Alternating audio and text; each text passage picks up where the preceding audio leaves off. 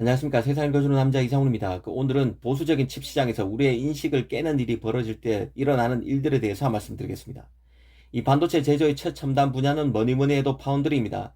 이 표준형 칩을 만드는 메모리와 달리 파운드리는 그 맞춤형 칩을 만드는 것입니다. 그러다 보니 성능에 최적화된 자신만의 칩을 만들게 되고 이 공정도 최고 난이도의 미세 공정이 적용되는 쪽이 바로 파운드리인데요. 그런데 기본적으로 팹리스가 이 파운드리를 바꾸기는 쉽지 않습니다. 이 팹리스는 칩을 제작하기 1, 2년 전 설계 단계부터 파운드리 제작 라인을 감안해서 칩을 설계하게 됩니다. 이 파운드리 공정에 맞춰서 최적화된 설계 도구를 제공하는 그 설계 툴 업체인 EDA 업체와도 협업해야 합니다. 이 파운드리를 그만큼 교체한다는 것은 이전 시스템을 바꿔야 돼서 성가신 작업이 될 수밖에 없습니다. 단순히 일만 복잡해지는 것이 아닙니다. 실제 그 칩 생산 과정에서 작업 환경이 달라지기 때문에 이 파운드리를 교체하게 되면 원인을 찾기 힘든 버그, 하자가 발생할 확률이 높아집니다. 그래서 극심한 경쟁에 시달리고 있는 팹리스 입장에서는 파운드리 교체에 극히 조심스러울 수밖에 없습니다. 괜히 잘못 바꿨다가는 그의 실적을 망칠 수도 있습니다. 그래서 이 칩 시장은 1등 업체 중심으로 그리고 시장에 형성된 기득권을 강화하는 식으로 돌아가기가 쉽습니다. 이런 얘기를 꺼내는 것은 구글의 텐서 칩 때문인데요. 구글이 오피셜로 파운드리 파트너는 이번에 공개하지 않았습니다. 그러다 보니 별 말이 다 나오고 있습니다.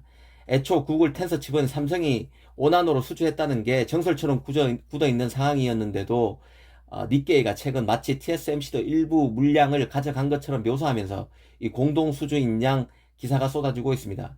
사실 그 구글과 삼성은 이미 지난해 미래 스마트폰과 크롬북용 ARM 칩을 시험하는 협업을 했다고 밝힌 바 있습니다.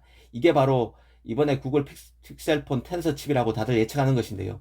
그리고 구글과 삼성의 협업은 이번이 처음이 아닙니다. 스마트폰만 해도 2016년 픽셀폰이 나오기 전인 넥서스 시리즈의 경우 삼성의 엑시노스가 들어갔습니다. 구글 입장에서는 엑시노스에서 스냅드래곤으로 갈아탔고 이번에 픽셀 6를 내놓으면서 다시 엑시노스와 협업해서 텐서 칩을 만들었다고 보시면 됩니다. 그런데 삼성이 TSMC를 제치고 구글 물량을 따다 보니 이런저런 얘기가 나오는 것입니다.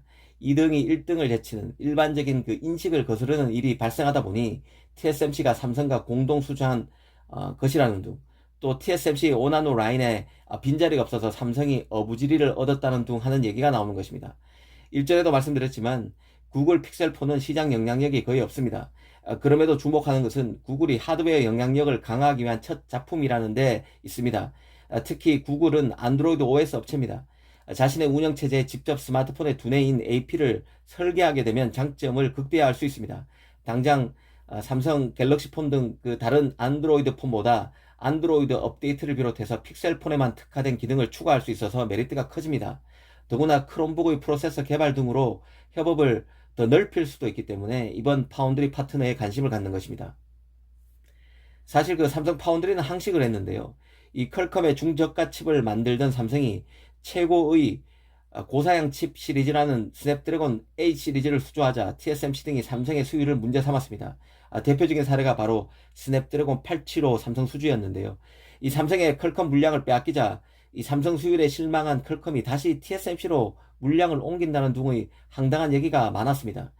엔비디아의 암페어를 삼성이 8나노로 수주할 때도 이런 사례는 또 반복됐는데요. 이미 안정화된 8나노 수율을 지속적으로 문제 삼은 게 대만 언론이었습니다. 이 CPU, GPU 등의 그 큰 칩, 성능에 최적화된 칩을 삼성이 처음 수주함에 따른 이런 문제 제기가 계속 나왔다는 얘기죠. 이런 게 바로 세상 민심입니다. 후발주자가 선두주자를 이기는 게 이래서 더 어렵습니다. 인텔이 CPU 시장에서 AMD에 하나둘 시장을 내주기 시작할 때도 인텔은 대수롭지 않게 여기다가 결국 1등 자리를 내줬습니다. 지금 내주고 있죠.